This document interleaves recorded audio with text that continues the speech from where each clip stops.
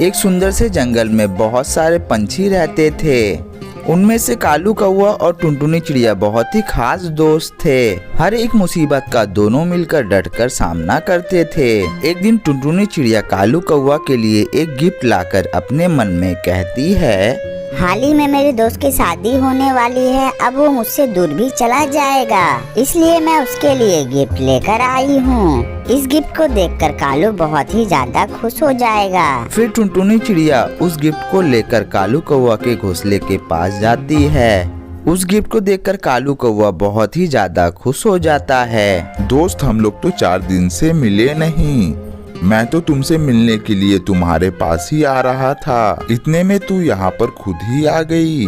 कहानी में आगे बढ़ने से पहले एक माँ जो भूखी सो जाएगी, लेकिन वो कभी अपने बच्चों को भूखा सोने नहीं देती। तो आज उस माँ के लिए इस वीडियो को लाइक करके इस चैनल को सब्सक्राइब कर देना, क्योंकि माँ से बड़ा इस संसार में कोई भी योद्धा नहीं होता है। अरे कालू, तेरी तो शादी होने वाली है। मेरा ज्यादा आना भी अब ठीक नहीं है। तेरी शादी होने से पहले मैं तुम्हारे लिए गिफ्ट लेकर आई हूँ। टुनटुनी चिड़िया गिफ्ट कालू कौवे को देती है। कालू कौवा गिफ्ट लेकर उससे कहता है, thank you so much Tuntuni, और क्या हाल है तुम्हारा?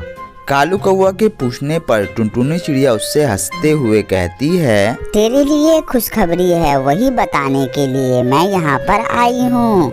ओ खुशखबरी, क्या है खुशखबरी? तुमने कहा था ना कि मेरे बच्चे बहुत ज्यादा सुंदर होंगे, वो बात भी सच हो गई। आज मैंने पहला अंडा दिया है। मुझे पता है कि कितनी बड़ी खुशखबरी है। तू कितने दिनों से बच्चों के लिए परेशान हो रही थी। मेरी दोस्त माँ बनने वाली है, मैं बहुत ही ज्यादा खुश हूँ। ठीक है दोस्त, बहुत बात हो गई। अब मुझे खाना लेकर अपने घर जाना है। अब मैं चलती हूँ, तुम अपना अच्छे से ख्याल रखना।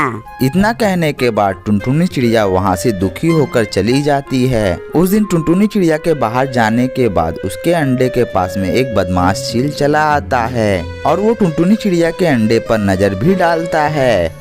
ओए होए, ये अंडा देखने में तो कितना ज्यादा फ्रेश लग रहा है।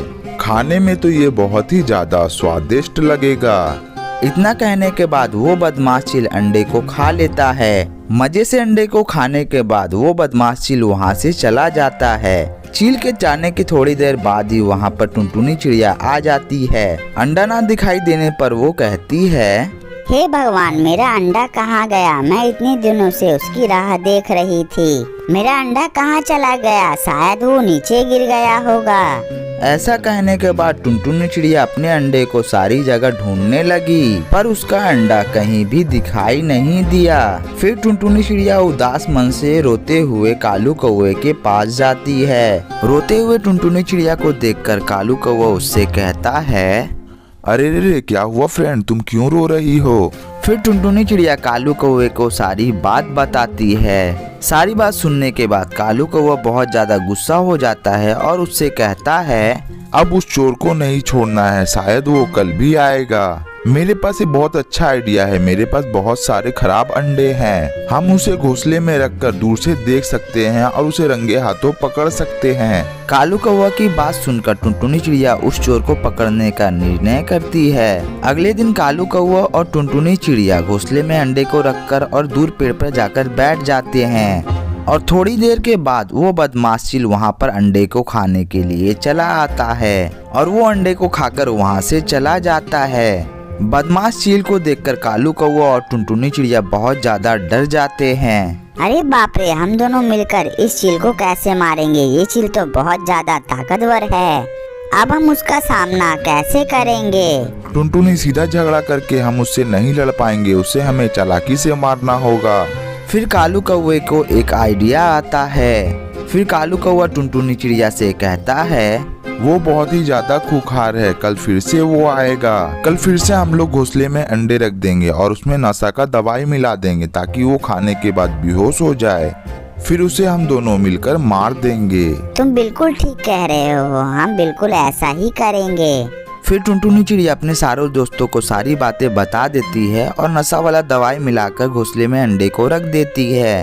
फिर वो बदमाश चील उस घोंसले में आता है और कहता है, ओए होए, दिन पर दिन तो अंडे बढ़ने लगे हैं। मैं आज पेट भरकर अंडे खाऊंगा। जैसे ही वो अंडे को खाता है वो बेहोश हो जाता है। चील के बेहोश हो जाने के बाद कालू कौवा और टुनटुनी चिड़िया उस बदमाश चील को एक पिंजड़े में डाल देते हैं। थोड़ी देर के बाद बदमाश चील को होश आता है तो वो देखता है कि वो पिंजड़े में बंद है।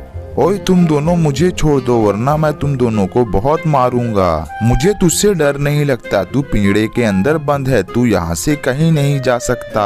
फिर कालू कौवा जली हुई आग को पिंजड़े के अंदर में डाल देता है और वो चील उसी के अंदर में मर जाता है। फिर जंगल के सारे पंछियों को उस बदमाश चील से छुटकारा मिल जाता है। फिर सभी खुशी खुशी रहने लगते हैं।